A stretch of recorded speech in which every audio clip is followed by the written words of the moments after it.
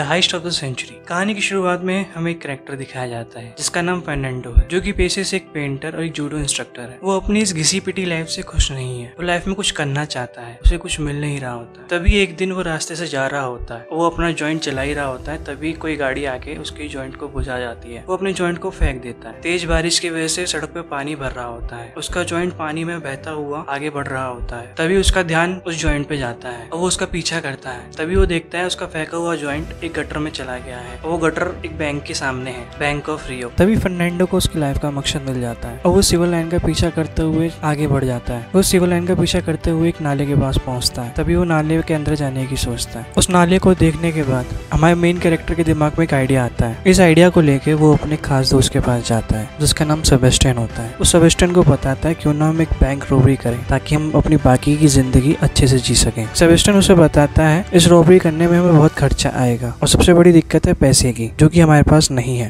Fernando उससे बोलता है उसकी चिंता तुम मत करो, उसका इंतजाम मैं करता हूँ। फर्नांडो पैसों का इंतजाम करने के लिए अपने एक दूसरे दोस्त के पास जाता है जिसका नाम डिवाउजा है। डिवाउजा उसे बताता है कि मेरे पास भी पैसा नहीं है, लेकिन मैं तुम्हारी मदद कर सकता हूँ। मेरे पास एक ऐसा व्यक्ति है जो पैसा लगा सकता है। डिवाउजा उसे मारियो के बारे में बताता है और बताता है मारियो एक चोर है। फर्नांडो मारियो से मिलने जाता है, लेकिन शुरुआत में कुछ गलतफहमी की होने के कारण दोनों में लड़ाई हो जाती है। फिर मारियो को फर्नांडो का मैसेज मिलता है, तब वो उससे होटल में मिलने जाता है। वहाँ फर्नांडो उसे अपना पूरा प्लान बताता है और साथ ही उसे बैंक ऑफ रियो लेके जाता है। फर्नांडो मारियो से बोलता है अगर हमने ये चोरी सक्सेसफुली कर ली तो तुम्हें जिंदगी और चोरी नहीं करनी पड़ेगी। तभी वो एक इंची टेप लेके सिवर लाइन में डाल देता है। फिर वो मारियो को लेके सिवर लाइन के अंदर जाता है, जहाँ वो देखते हैं उसी इंची टेप को जो फर्नांडो ने बैंक के बाहर सिवर लाइन में डाला था। फर्नांडो से बताता है हम यहाँ से एक सुरंग खोदेंगे बैंक तक। मारियो से बताता है इसे खोदने के लिए हमें बहुत सारे इक्विपमेंट्स की जरूरत पड़ेगी, पैसा मैं लगा दूंगा, लेकिन हमें आगे और भी दिक्कतों का सामना करना पड़ेगा। फर्नांडो ने अपना प्लान बता रहा होता है। तभी मारियो बोलता है बैंक के अंदर मोशन सेंसर्स लगे हुए हैं। फर्नांडो से बोलता है मोशन सेंसर्स बॉडी की हीट को कैच करते हैं, इंसान को नहीं। उससे बचने के लिए फर्नांडो ने एक सूट तैयार कर रखा होता है। मारियो से बोलता है क्या हम सूट पहन कर अंदर जाएंगे? फर्नांडो से बोलता है हाँ। तभी मारियो से बोलता है हमारे पास सबसे बड़ी प्रॉब्लम ये है कि हम बैंक के लॉकर्स को कैसे खोलेंगे।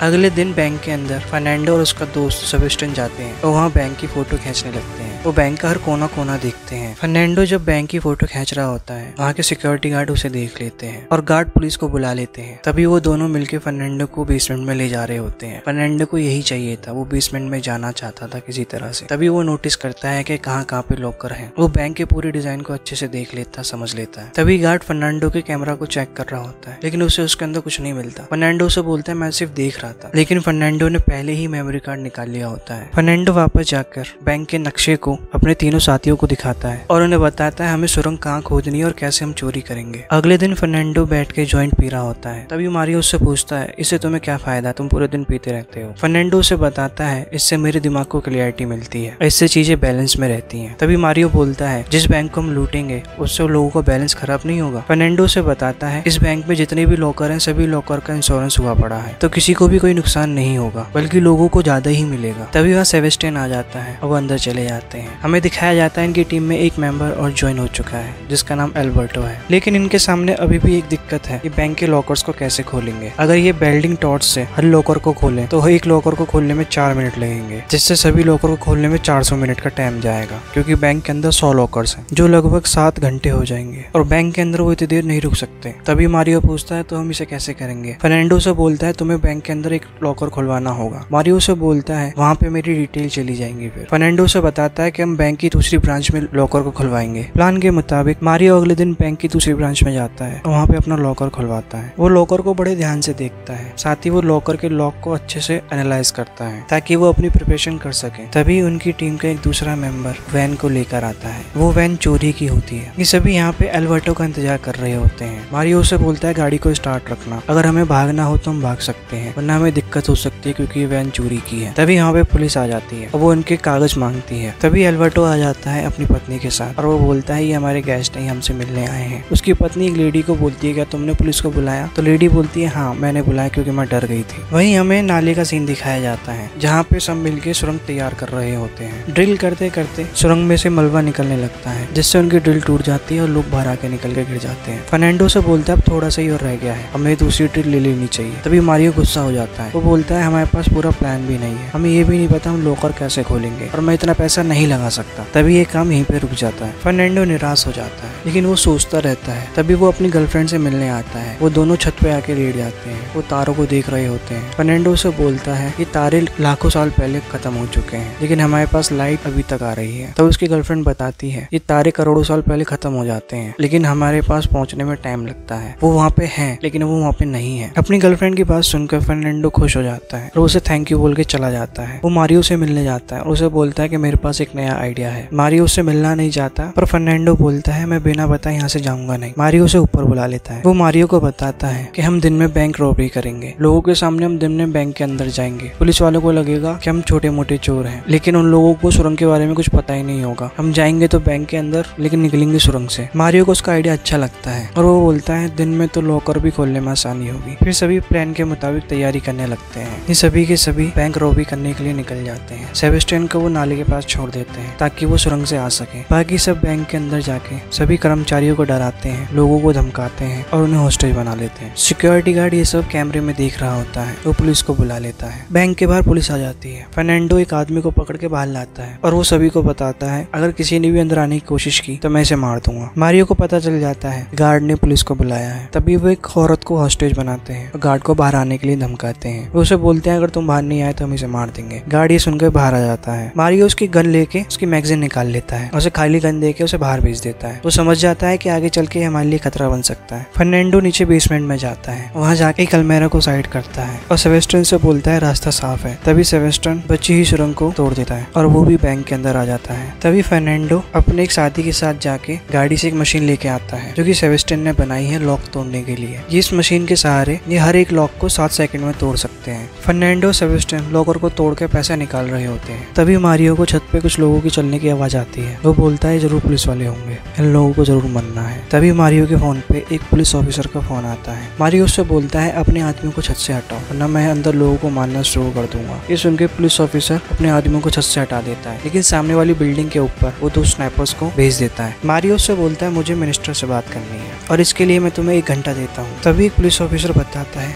बैंक से आने जाने के 2 ही रास्ते हैं, एक मेन गेट और एक पार्किंग गेट। सभी पुलिस वालों को लग रहा होता है कोई छोटी मोटी चोरी है। पकड़े जाने पर इन लोगों ने लोगों को बंदी बना लिया है। तभी पुलिस ऑफिसर मारियो को दोबारा फोन करता है और बोलता है तुमने अभी तक कोई नुकसान नहीं किया है। मारियो से बोलता है मुझे मिनिस्टर से बात करनी है। पुलिस ऑफिसर बोलता है तुम किसी को बाहर भेजो सेफली ताकि मुझे लग सके कि अंदर सब कुछ ठीक है। तभी मारियो एक आदमी को भेज देता है बाहर। पुलिस ऑफिसर उससे कुछ पूछ रहा होता है कि अंदर क्या हो रहा है, लेकिन वो आदमी डर के मारे अपनी पैंट गीली कर देता है। पुलिस ऑफिसर समझ जाता है ये आदमी सदमे में है। दरअसल मारियो टाइम पास कर रहा होता है क्योंकि सेबेस्टियन ने जो मशीन बनाई है वो ज्यादा हीट होने के कारण बंद हो जाती है। उसे दोबारा चालू करने के लिए उसे ठंडा होना पड़ेगा। तभी बैंक में एक फोन बजने लगता है। मारियो पूछता है ये फोन किसका है। वहाँ एक बूढ़ी लेडी होती है, वो बताती है मेरा फोन है। दरअसल आज मेरा बर्थडे है इसलिए लोग मुझे फोन कर रहे होंगे। मारियो को भी पता चलता है तो उसका बर्थडे सेलिब्रेट करता है। वो वहाँ किसी से चॉकलेट लेके उस लेडी का बर्थडे सेलिब्रेट करता है। स्नाइपर्स ये सब देख रहे होते हैं। वो कंफ्यूज होते हैं सब चल क्या रहा है, ये लोग क्या कर रहे हैं, ये लोग बर्थडे सेलिब्रेट कर रहे हैं। तभी मारियो उस लेडी को बाहर छोड़ देता है, उसे मैगजीन देता है ताकि वो पुलिस ऑफिसर को दे सके। ऑफिसर उसे दोबारा फोन करता है। मारियो से कहता है मैंने अपनी पूरी जिंदगी के 15 साल जेल के अंदर काटे हैं और मैं कुछ ही दिन पहले बाहर निकला हूँ। मैं दोबारा जेल नहीं जाना चाहता। मुझे मिनिस्टर से बात करनी है, तुम मेरी मिनिस्टर से बात करो। पुलिस ऑफिसर मिनिस्टर को बुला लेता है और उसे बोलता है मैंने मिनिस्टर को बुला लिया है, अब तुम इससे बात कर सकते हो। मिनिस्टर उससे बात कर ही रहा होता है, लेकिन मारियो को गुस्सा आ जाता है और उसे उल्टी सीधी सुनाने लग जाता है और फोन काट देता है। ऑफिसर उससे फोन मिलाता है। मारियो से बोलता है मैं अपने लॉयर से बात करना चाहूंगा। ऑफिसर मारियो से उसके वकील का नंबर मांगता है। मारियो बंदी बने लोगों में से किसी एक का फोन लेके उसका नंबर दे देता है और खुद ही वकील बनकर ऑफिसर से बात करने लगता है। दरअसल मारियो टाइम पास कर रहा होता है। इन लोगों ने ज्यादातर लॉकर्स को तोड़ दिया है। टाइम कम होने की वजह से ही सारा सामान इकट्ठा करते हैं और उसे सुरंग के सहारे बाहर ले जाने लगते हैं। पुलिस ऑफिसर को अब शक होना स्टार्ट हो जाता है। वो वकील को दोबारा फोन करता है और साथ ही साथ वो मारियो को भी फोन करता है। मारियो से बात करते समय वो वकील वाला नंबर मिलाता है तो उसे फोन की बेल सुनाई देती है। वो समझ जाता है कुछ तो गड़बड़ है। पुलिस ऑफिसर समझ जाता है इन लोगों ने बैंक से बाहर निकलने का कोई दूसरा रास्ता ढूंढ लिया है। वो अपने साथियों को बताता है। उसके साथी बोलते हैं ऐसा नहीं हो सकता और कोई रास्ता है ही नहीं। तभी उसकी नजर गटर पर जाती है। वो अपने लोगों से बोलता है गटर पर नजर रखो, नाले की छानबीन करो। मारियो सभी हॉस्टेज को नीचे लेटने के लिए बोलता है और बोलता है कोई भी तुम में से हिलना नहीं चाहिए। वो सभी वहाँ से चले जाते हैं और उनके पास जितने भी हथियार होते हैं एक जगह रख देते हैं और बोलते हैं ये हथियार नकली हैं और वो सभी मिलकर सुरंग के सहारे निकल जाते हैं। दरअसल उनके पास जितने भी हथियार थे वो सारे नकली थे। फर्नांडो ने कभी नहीं सोचा था कि वो लोगों को नुकसान पहुंचाएगा, इसलिए मारियो ने इन सभी हथियारों का इंतजाम किया था। ये सभी लोग बोट के सहारे जा ही रहे होते हैं हैं। तभी पीछे से बैंक के अंदर पुलिस ऑफिसर घुस आते हैं। वो देखते हैं यहाँ पे केवल हॉस्टेजेस हैं, बाकी जो बैंक रोवर्स हैं वो यहाँ से जा चुके हैं। पुलिस ऑफिसर सारे बैंक की तलाशी लेते हैं। एक ऑफिसर को उनकी सुरंग मिल चुकी होती है, वो सुरंग के सहारे नाले के अंदर चला जाता है, लेकिन जब तक वो लोग वहाँ से जा चुके होते हैं। दरअसल फर्नांडो ने स्टार्टिंग में ही कहा था पुलिस वालों को पता चल जाएगा कि ये गटर के सहारे भागना चाहेंगे, इसलिए उन्होंने पहले से ही नाले में एक डैम बना दिया था जिससे वो पानी को इकट्ठा कर सके ताकि उनकी नाव